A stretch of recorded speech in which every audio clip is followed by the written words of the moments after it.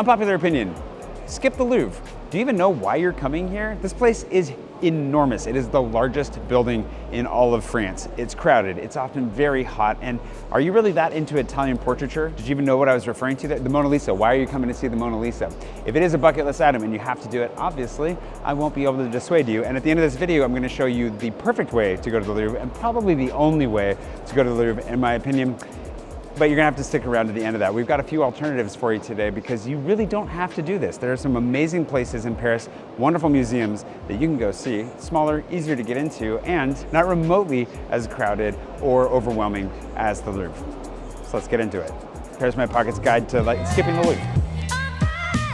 For alternative number one, alternative number two is gonna be bizarre, but alternative number one is quaint, cute, and in Montmartre. You're gonna come to Montmartre anyways. There is a really quaint little museum up here that I've actually never been to, that I've seen wonderful things about, and if you're seeing it in the video, it means we went, and we really enjoyed it. Quiet, hidden away, and very historic for the lovers of Montmartre among us, so let's go check it out. You find it by getting to the back of the giant water tower, and then heading down Rue Courtois, just down there. Not down the stairs here, that'll lead you the wrong way.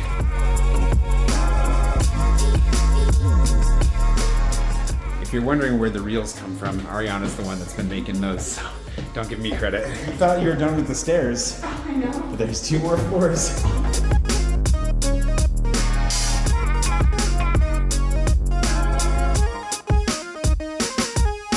What I was most excited about seeing and coming here was actually the space of Suzanne Valadon. So Suzanne Valadon, somebody that I just learned about a few months ago, but she was the first woman painter admitted into the Société Nationale des Beaux-Arts. She was a painter who was never like held into any particular style or school of art. She just painted what she wanted, and she caused quite the ruckus because she didn't just paint female nudes, she painted male nudes, and they weren't always idealized. She had a good time. She's a very interesting person. You should look her up. She's like a total hero. The other half of the museum has the old Montmartre part with all the posters, some paintings. They've kept one of the bars alive, which is really cool. It's a really interesting way to look back in time. And the paintings downstairs of seeing Montmartre before it had been developed, before the church was built, and then also the construction of Sacré-Cœur. There's just a lot of interesting history to be seen, and it's so fun to look back over Paris with the Eiffel Tower and the green hill of Montmartre in front of you. I love it. I love this part of town. If you just want to come out to the garden, it's only €5 at the time of filming, and upstairs to go up and see the exhibition, which is unfortunately not open to us today. But it's a total of €14 for the whole thing. We're going to wander through the gardens now, and then we're going to wander off to a little bit more of a natural setting, and yet somehow wildly less natural. We're going to spot number 2, the most bizarre museum that I'm going to visit anytime I'm in Paris, that's for sure. One of the benefits to hiding out in one of these little parks that nobody knows is here is that you can de-stress a little bit, get away from the crowds. And one of the ways that, if you've been watching my channel for a while, you know I have actively worked on de-stressing my life has been through therapy. Talking to somebody that can listen, that can help. A professional in particular. Friends are great. I love my friends. They're good listeners. But it's really important to talk to a trained professional when it comes to the things like dealing with chronic stress or anxiety around travel or whatever decisions it is that you're facing, whatever problems you have going on in life right now, which is why today's sponsor, BetterHelp, is a delightful sponsor to have along for the ride. BetterHelp is a platform that connects you with providers of all disciplines all over the world through text, call, or video. It's very easy to sign up, and it's even easier to switch providers, because one of the great challenges in finding a provider that works for you is the inability to so easily find new ones and jump between them. But BetterHelp has a no questions asked policy where you're able to try out whoever you want until you find somebody that clicks with you. If you go to betterhelp.com/Jay Swanson, they'll give you 10% off your first month, and it helps my channel at the same time and sends us out to places like this to relax in Paris, away from the crowds for just a minute, before we go to one of the weirdest places in Paris. Use the link below to get 10% off your first month, and thanks again to BetterHelp for sponsoring this video. Let's get out of here.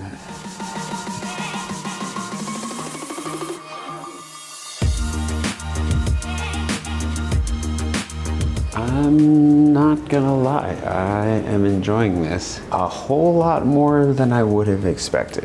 This is the Museum of Hunting and Nature. For those of you who are not into hunting, this is not exactly gonna be the vegan-friendly option for your trip. I'm not personally into hunting anymore. I grew up hunting, but I'm a reformed man. I no longer do. However, there's something really creepy in a very entertaining way about this. The unicorn room might just be my favorite. I haven't seen the whole thing yet, but wow. There is so much going on in here, so much food for thought, and so many interesting guns. Like, whose idea was it to make a wobbly rifle? How does this even work? There's something obviously really sad about this. I just noticed the baby elephant. Yeah, there's an element of like, ugh, sad to this, but it's also fascinating. It's a window into the past. This is a different world in so many ways. And also, the gun collection, like they're fascinating. They're so different, they're unique. There's some stuff in here I've just like literally never seen before. And so it doesn't really come across like it's a pro hunting museum. It really does come across like something that is a window into the past. There are some fascinating elements of it, but also food for thought. I mean, I kind of thought I would hate this more than I do, is what I'm trying to say. But it's leaving me thinking, which, you know, that's a benefit. Well, that was weird. I honestly, I enjoyed that a lot. I'm gonna recommend it based on everything you saw. If that looks like something that would interest you, go. I understand it could also be something that maybe some people would not enjoy for a variety of reasons, in which case, don't go.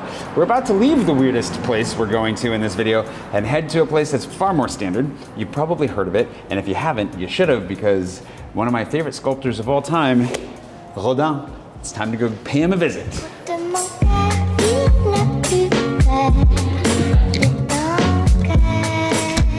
Now, this is probably going to be among the more obvious options that I list today, but the Rodin Museum is one of my absolute favorites. Obviously, museums are wonderful indoor activities on days when it's raining. The downside for the Rodin Museum, if it happens to be raining when you go to this museum, is that half the fun is outside. The garden, the sculpture garden, is amazing, wonderful.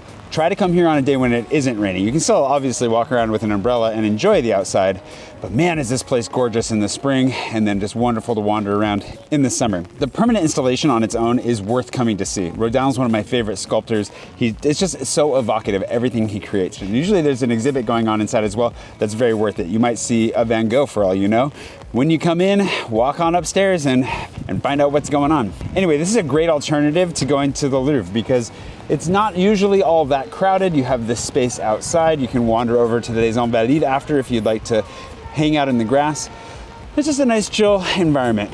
I really like this place. Man, do I love Rodin.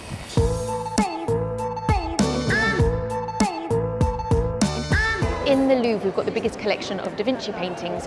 And the thing about the Mona Lisa is we can't get really close. She's too busy. But we all know that her eyes follow you around the room. And she's not the only painting, not by far, but there is another painting by Da Vinci which we will be able to get close to and see her eyes following us around. So it's this one over here, the Belle Ferronnière, which looks a bit like Mona. If you're paying attention when you visit the Louvre, you might find the secret Mona Lisa, and there is no crowd in front of her, but I'm not showing you which painting it is. That is a perfect example of why you need to come with someone like Amber, who I didn't know that was there. There's so much stuff. I learn every time I hang out with Amber, I learn so much. See, this is cool, and there's no one here. We're here. One of the other benefits to coming to the Louvre with somebody like Amber, not only will you skip some of the places where they just happen to randomly be closed or under renovation, but you'll find some quieter places like the sculpture garden. It's a phenomenal location because you can sit and just kind of enjoy a quieter, almost outdoor space. It's so much nicer to be in these parts of the Louvre when you're not just surrounded by a mass of people. And there you have it. Skip the Louvre, he says, from inside the Louvre. This has been Paris in My Pocket's guide to some alternative museums in Paris. There are a ton more than we even saw today, and you can find some of my favorites in my guide at parisinmypocket.com. Don't forget to follow Amber. Hook yourself up with a trip to the Louvre with her if you're gonna come here, and otherwise, hope you have a great time while you're in Paris.